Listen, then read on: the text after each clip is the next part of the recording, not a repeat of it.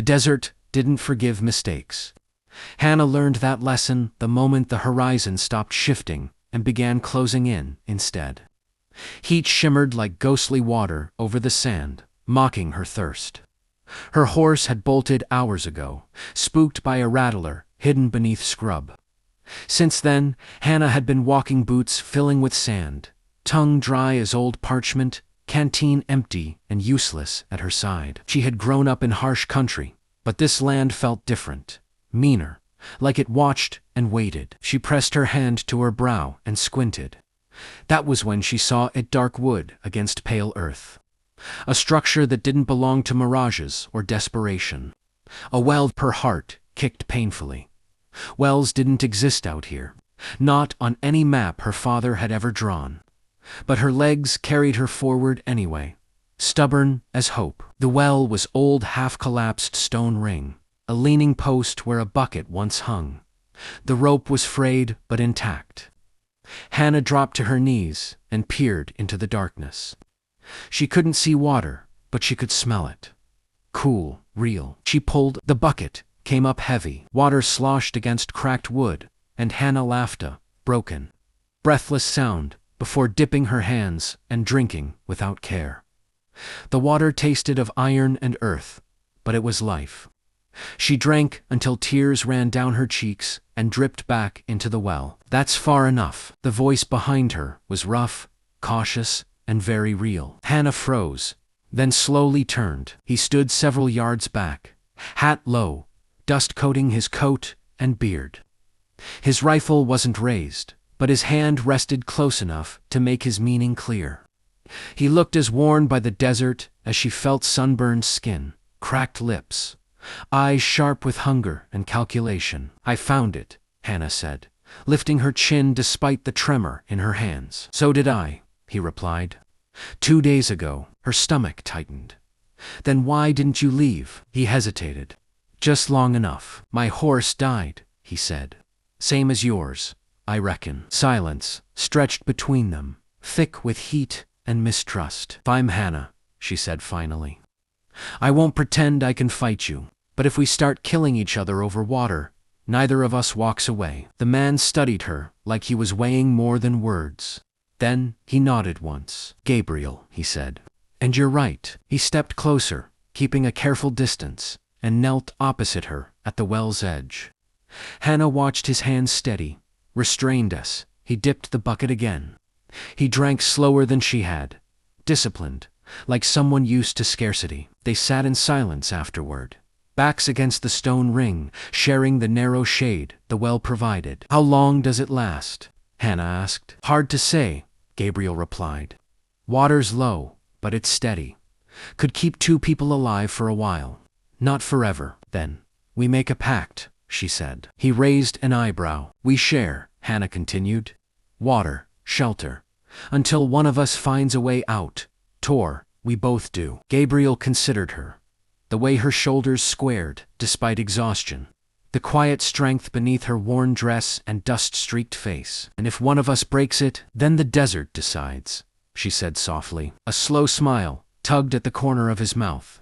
Fair enough. They shook on it, her grip firm, his warm and calloused. As the sun dipped low and shadows stretched long, Hannah realized something unsettling. The well hadn't just saved her life, but had bound it to a stranger in the loneliest place she had ever known. Morning arrived without mercy.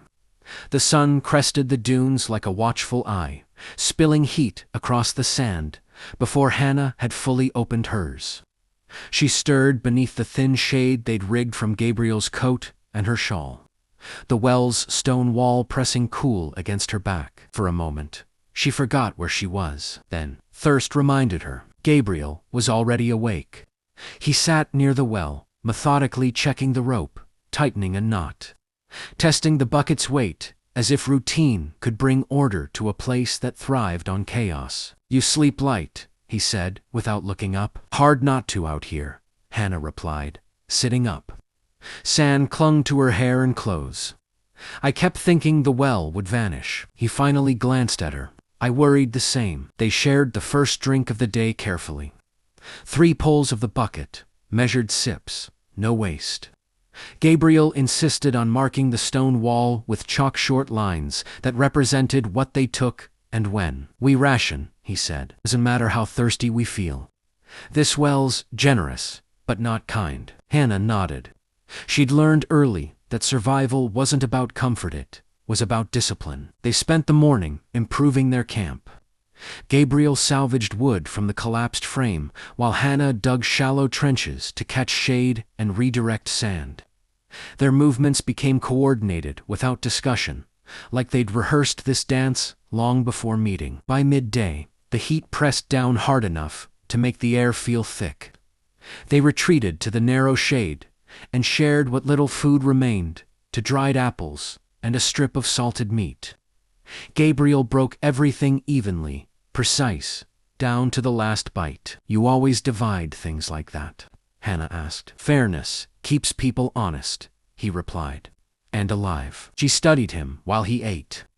There was something guarded in his posture, like he expected the world to turn on him if he relaxed too much. "Where were you headed?" she asked. "North," he said, after a pause. "There was supposed to be work. Ranch rebuilding after the fires. And you, west, to my sister's place. If she's still there." Gabriel nodded once, as if filing the information away. No pity, no questions. As afternoon dragged on, the desert tested them. Wind whipped sand into their faces. The bucket snagged once, and Hannah's heart leaped until Gabriel steadied it with a firm grip. "Easy," he murmured, guiding her hands. His touch was brief but grounding, his fingers warm against hers. When the sun finally began to sink, the world softened. Colors deepened, shadows stretched.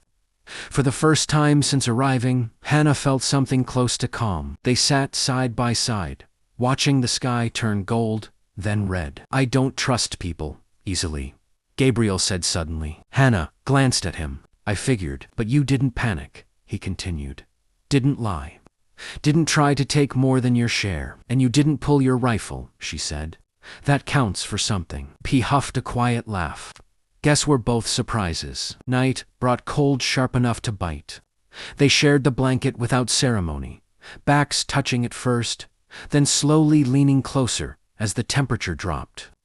Hannah felt Gabriel's breath steady against her shoulder, his presence solid and reassuring. Stars flooded the sky, brilliant and endless. "If one of us finds help," Hannah said quietly, "we don't leave the other behind." Gabriel was silent for a long moment. "I swear it," he said at last. She believed him. In the dark, with only the well's quiet promise between them, Hannah realized their pact had already become more than survival. It was trust, fragile, rare, and growing stronger with every shared breath. By the third day, the desert began asking harder questions. The well still gave water, but less willingly. The bucket came up lighter, the splash softer. Gabriel adjusted the chalk marks without comment, though Hannah noticed his jaw tighten as he did. They spoke less now, not from distrust, but from conservation. Words took energy. So did fear. That morning, Hannah woke with a pounding headache and a dryness behind her eyes that water alone couldn't fix. She sat slowly, steadying herself against the stone. "You're pushing too hard," Gabriel said, already watching her. "So are you," she replied. He didn't argue. Instead, he reached into his saddlebag, the one thing he'd managed to save before his horse went down, and pulled out a small cloth bundle. Inside were 2 bitterroot chews and a pinch of salt. "Helps hold the water," he said. "My mother swore by it." Hannah hesitated. "You've been saving that for this," he replied, placing one in her palm. She met his gaze, something unspoken passing between them. Then she nodded and chewed. The taste was sharp and earthy, grounding her. As the day wore on, the heat pressed in waves. Sandstorms brewed on the horizon and faded again, like threats never quite carried out. To distract themselves, they talked carefully at first, then more freely. Gabriel spoke of drifting from town to town after the war, never staying long enough to grow roots. "Every place felt temporary," he said, "like I was just passing through someone else's life." Hannah listened, fingers tracing patterns in the dust. "I stayed too long in one place," she said. "After my parents died, I kept the farm running, even when it stopped making sense. Thought endurance was the same as living." Gabriel looked at her then, really looked. "What made you leave?" She swallowed. "Loneliness." The words sat heavy between them, honest and raw. That afternoon, Hannah collapsed. It wasn't dramatic. No cry, no warning. One moment, she was standing. The next, her knees gave out. Gabriel caught her before she hit the ground, lowering her carefully into the shade. "Hannah," he said, voice tight. "Stay with me." She blinked, disoriented, the world tilting. "I'm fine," she whispered, though she knew she wasn't. Gabriel didn't argue. He poured a small measure of water into his palm and pressed it to her lips, coaxing her to sip. His hands shook, despite his calm voice. "Don't you dare give up," he murmured. "Not now." She drank slowly, enough to bring the world back into focus. When she could sit again, she noticed the chalk mark had changed. "You took less," she said. He didn't deny it. "You needed it more." "That breaks the pact," she said weakly. "No," he replied. "It honors it." Night came early, clouds smothering the stars. Thunder rolled in the distance, promising rain that never arrived. Hannah lay awake, listening to Gabriel breathe, aware of how close they were, now not just in body, but in spirit. "I was scared," she admitted into the dark, "that I'd die out here without ever being known." Gabriel shifted, turning to face her. "You are known," he said quietly, "by me." The words settled deep, warming places the sun never could. Later, as sleep finally claimed her, Hannah felt his hand close around hers, firm, steady, unafraid. The desert still loomed. The well still dwindled, but something stronger than fear had taken root. And for the first time since she'd been lost, Hannah believed they might survive not just the land, but the loneliness that had brought them here. The well sang differently on the fourth morning. Hannah noticed at first the hollow echo when the bucket struck water, the longer pull before resistance met the rope. She exchanged a look with Gabriel, and neither needed to speak. It was running out. They adjusted the ration again, smaller chalk marks now, barely scratches on stone. Their movements had grown intimate through necessity, hands passing the bucket, shoulders brushing in the narrow shade, breaths sinking during the worst of the heat. By midday, something new appeared on the horizon. Smoke, thin, gray, real. Hannah's heart surged. "Do you see that?" Gabriel shaded his eyes. "Campfire, or a signal." Hope rushed in fast and dangerous. "If it's people," Hannah said, "we could reach them by nightfall." Gabriel didn't answer right away. His gaze flicked to the well, then back to the distant thread of smoke. "If we leave now," he said carefully, "we carry maybe one day's water.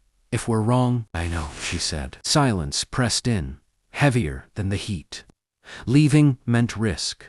Staying meant waiting for certainty that might never come. That afternoon, the wind shifted.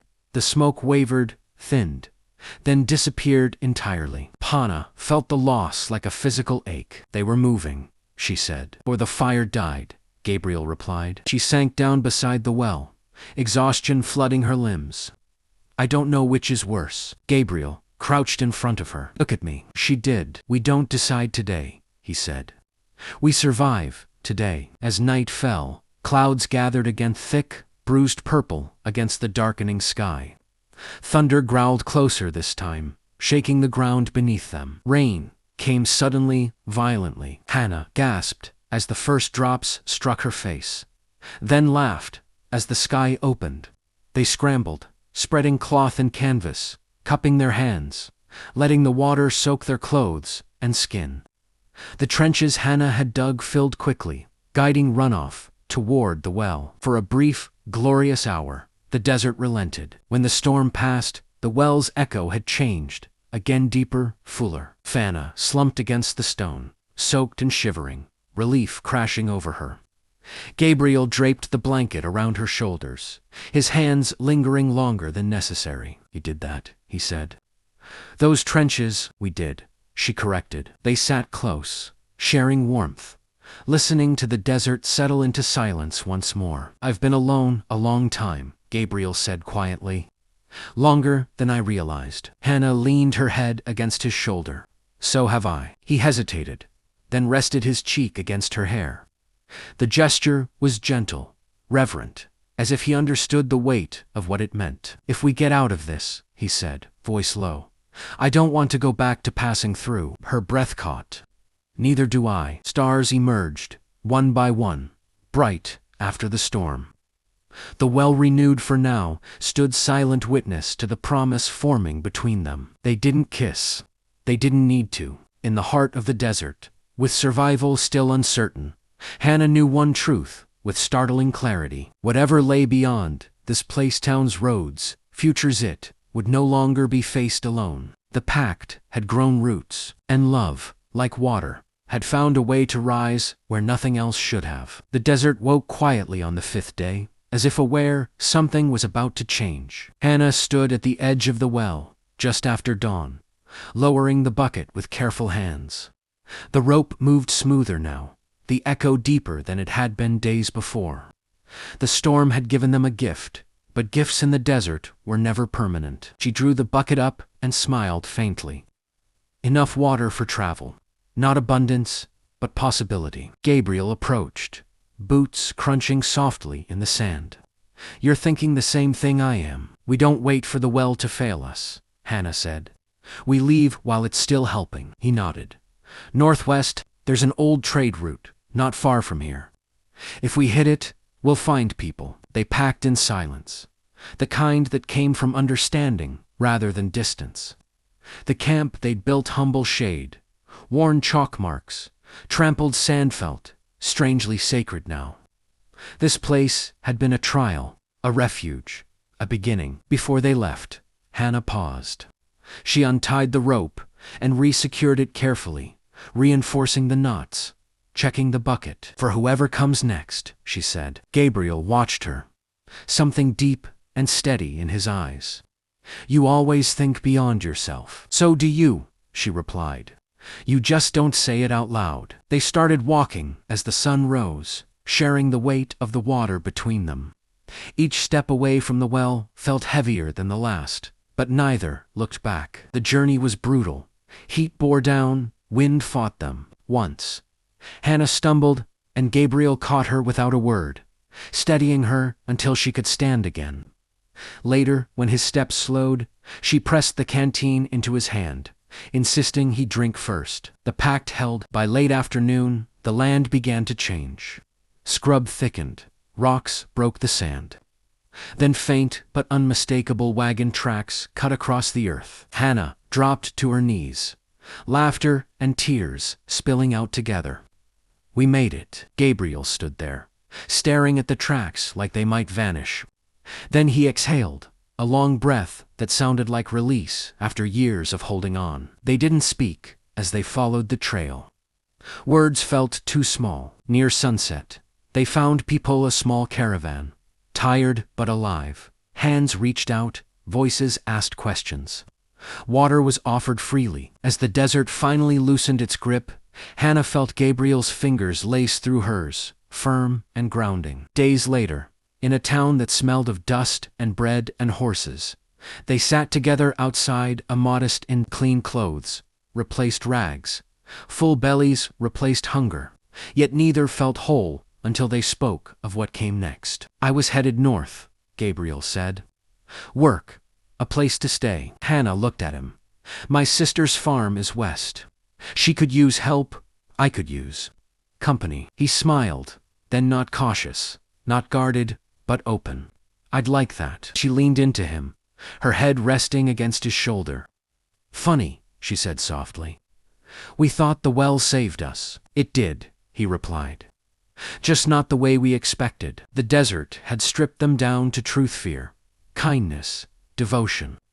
And in that emptiness, they had chosen each other, again and again. The abandoned well would fade back into legend, into sand and silence. But the pact born, there sealed by survival and strengthened by love, would carry them far beyond the desert, into a shared life neither had believed possible. And if this story touched your heart, don't forget to like, comment, and subscribe for more Western stories.